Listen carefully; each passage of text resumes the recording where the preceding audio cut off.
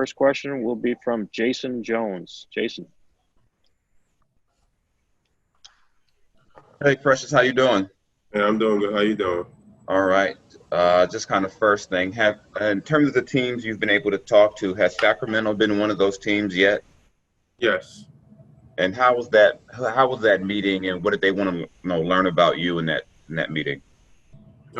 Just pretty much, about myself, who I am, where I grew up, how, and where I was born. Really, just a general knowledge of who I am as a person and how I got to playing basketball, and just how I think I could fit into their system. And how do you think you would fit into their system? I know they have the same coach, but they want to play fast. They want to play up tempo. They want to shoot the three a lot. They want to really play at a fast pace. So how do you see yourself fitting in that system at the next level? Just bringing a lot of energy to the team. Really being able to switch ball screens, guarding multiple positions and rebounding the ball, just really on the defensive side of the ball game. And they say that big guys sometimes need a little more time. How ready do you feel to help out a team next season? I think, defense is something that I could bring to the table right away, on the NBA team. Just watching the games and seeing how much they're picking on the weakest link on defense. I believe that's one of my strengths, and that's something I could bring to the table right away on the NBA team. Next question from Chris Miller. Precious, good afternoon. How are you? Good afternoon. How you doing? I'm good, thanks. You mentioned it just a little bit there, what you could bring right away. I'm curious, one, have you met with the Washington Wizards? Yes, I have.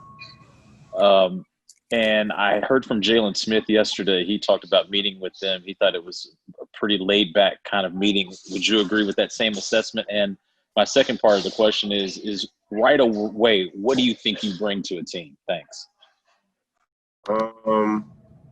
Like I said before, I believe I could bring defense, to the team right away, and also rebounding the ball, just really on the defensive side of the ball game, and just being able to bring a lot of energy and do whatever I was asking me to do by the coaches.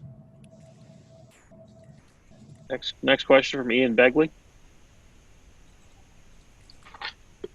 Precious, thanks a lot for doing this. Have you spoken to the Knicks or Nets at all during the pre-draft process? Yes, I have. And was that pre-lottery or post-lottery? That was pre-lottery. And also, just for you with this whole process and the draft kind of getting pushed back a few times, has that impacted your approach, your training, the way, obviously no summer league, but the way you're now getting ready for next season? Yes, I'd say it has, because, there's a lot of times, there's a lot of uncertainties, pre the date that we have set right now. And, it's definitely affected my training and the way I train, because, I have to pace myself, put myself on the pace, and, where I don't burn out, where I get where I'm trying to get to, and do it very efficiently, and, just because everything was so uncertain at the beginning, I didn't really know, how much how much I should go every day. But just because there was no set date, but now there is, is a lot easier for, not just myself, but every other player, to properly pace themselves on how to train. Thank you. Next question from Chris Fedor. Hey, Precious. Thanks for doing this. Hope you're doing well. Thank you. I know you met with the Cavs during this pre-draft process. What was the vibe like from their organization? It was good. We talked about a lot of things. Just really, they were trying to get to know me, get to know where I'm from, my background, how I started playing basketball, and it was just really, trying to get a feel of who I am and what I'm about. And have you gotten a gauge from your agent about the range that you're expected to go in the draft? No, I haven't gotten a gauge. Next question from Greg Logan.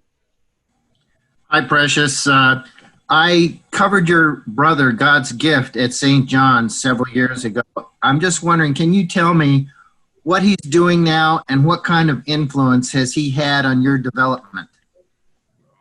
He's had a tremendous influence on my development. It's someone I could always go to, talk about anything because he played at a really high level. He actually had success playing at that level. So, playing in college for me, I was able to go to him, talk about the games and things he saw and how to make adjustments and how to, move on from things like that. So he was always there for me. And he was someone that I could always, talk to about basketball because he understood the game and he played at a high level too. And did he go on to play pro anyplace?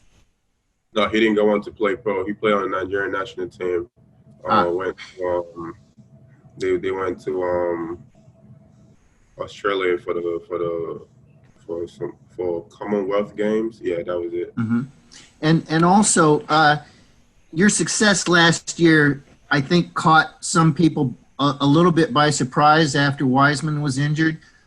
What did that show you that you're capable of, and is that the reason that you decided to go ahead and turn pro right away? I mean, my goal was to be able to, put myself in a position where I could become a pro.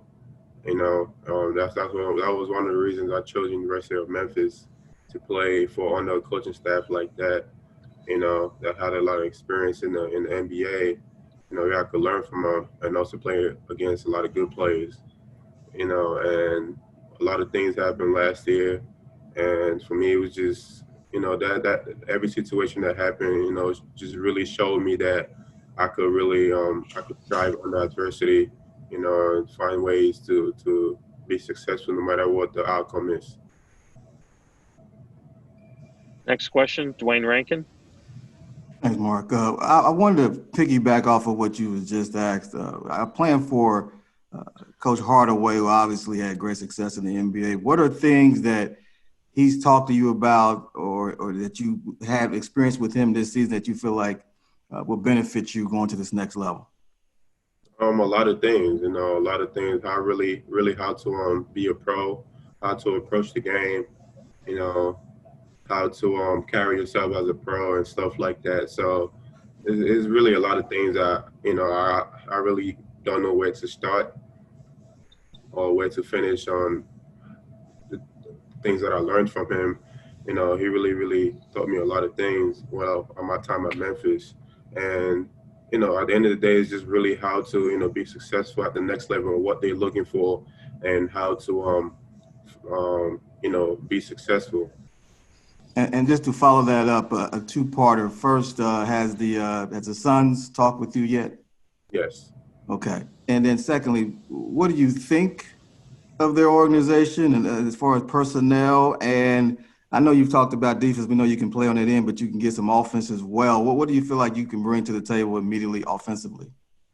Just really whatever the coaching staff, asking me to do.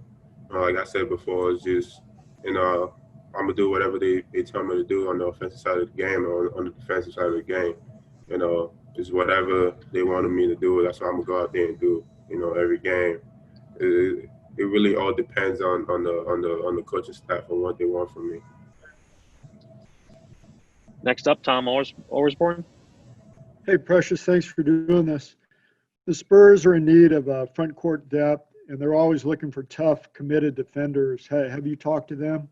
Yes, I have. They've got a talented young core with Lonnie Walker, Derek White, DeJounte Murray. Can you envision yourself with that group getting out and running like they did in the bubble? Yeah, I like a really fast-paced team, and I know they play really fast-paced, so I can see myself playing in a system like that. And just playing for a coach like Pop, the all-time great, one of the all-time greats, and coaches, yes. Defense. What would how can you envision that being? I think it's a blessing, playing for a coach that's considered one of the best all-time to ever, coach in the NBA. I think it's a blessing just me being in a position where I can learn a lot from him. and also develop my game. I think it's a blessing. When did you talk to them? Pre-lottery. Okay, thank you. Thank you. Next up, Alex Kennedy. Hey, Precious. Thanks for doing this. What's it been like going through this process, in a year like this where everything's virtual, everything's over Zoom? Has that been an adjustment, and what's that process been like? I mean, it's been very, very different, I'd say. Not something that I really envisioned from the beginning, but like I said before, it's different, and it's just all comes down to pacing yourself, as a player, just knowing what you need to do or how to go about it. So for me, it's really been that. It's really different, though we all know about that, but just me being able to just pace myself and know what I need to do or what I need to work on my game, and how to improve my overall package. What are the biggest challenges that come with, the process being so different this year and having everything virtual? I don't know what the challenges are because I've never been in this position, the pre-draft position before. So I don't know how other years or how other athletes that went through this process. I don't have experience. It's my first experience. So I can't really tell you, if this year, if this experience is better than last year's or last year's is better than this year. So. Sure. Thank you. Thank you. Next question from Benoit. Yes. Hi, Precious. Thank you for taking the time. You project and the NBA level as a little bit of a do-it-all big. You can shoot a little bit. You can defend. You're physical. You can pass. What are, according to you, the areas that you need to work on, that you need to improve? The areas that I need to improve are my shooting, my passing, and my dribbling. Just really my offensive part of the ball game. Just being able to, make those decisions a lot quicker, a lot faster, and working on my jump shot every day. That's something I've really focused on, and getting that to where it needs to be at. And is there a wrinkle to your game you think is going to surprise people next year, like something people don't know about yet? Excuse me, say that again? Is there a wrinkle to your game? Is there a part of your game that you think people are going to be impressed by, like that people don't know you have yet in your arsenal? No, I don't think there's anything in my game that people do not know I have. Like I said before, it's really going to come down to the coaching staff, wherever I end up at, to put me in a position where, whatever they ask me to do, that's what I'm going to go out and do. Okay, thank you. Thank you. Adam Zagoria, go ahead. Hey, Precious, good seeing you, man. Hope you're doing good. Doing good. How you doing? Good. I know you mentioned the Knicks and the Nets. And obviously, you lived up here in New York and the Bronx for a little while, and you were at St. Benedict's. What would it mean to you to play for the Knicks at the Garden, and what was their message to you in the when you had the meeting with them? Coming back, like I said, I've lived here really for a really long time since I moved to the United States. Being able to play for the home team would be very, that's a blessing. I think, playing in a stage like New York, in a big stage, it's a blessing. Just being in a position where I could come back home and play here, I think is a blessing. When you had the meeting with them, what kind of things did they ask you, or what did they say they were looking for? Just really finding out who I am, who I am as a person, what I think I could bring to the table, to an NBA team, and just, stuff like that, my strengths, my weaknesses. So that's really it. Okay, thanks. Good luck, man. Thank you. Next up, Omari. Hey, Precious, thanks for doing this. I was just curious, have you talked to the Detroit Pistons yet? Yes, I have. And then for you, what are you hoping to get out of this overall virtual draft combine, which has obviously given players such as yourself maybe a few more opportunities to kind of show what you can do ahead of the November draft? Just really, showing things that I could do. Just showing the things I've been working on over quarantine, over pandemic. Just showing my overall game, my overall package, and how much it's improved.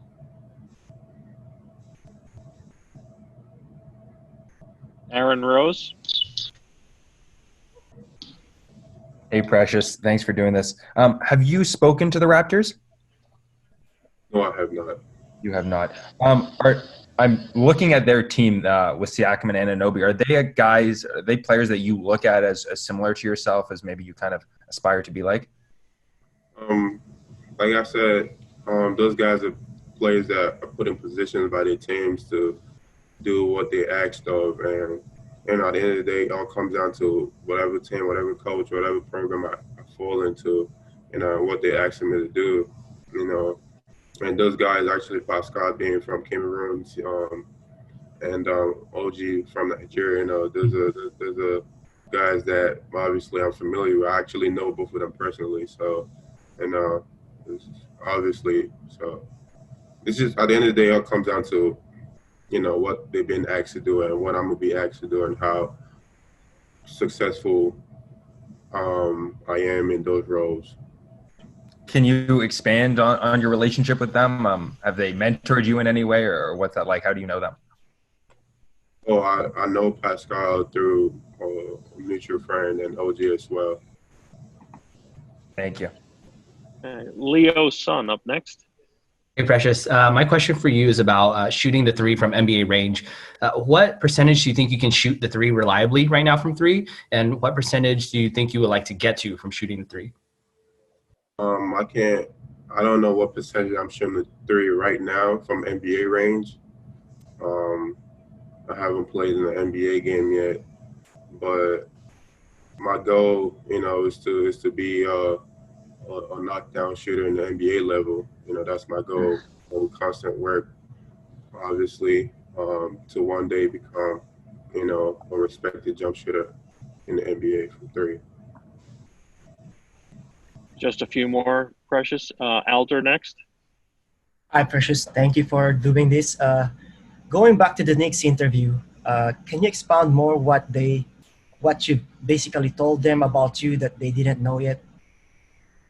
Just how I grew up, my family, more about myself, the things that I like to do outside of basketball.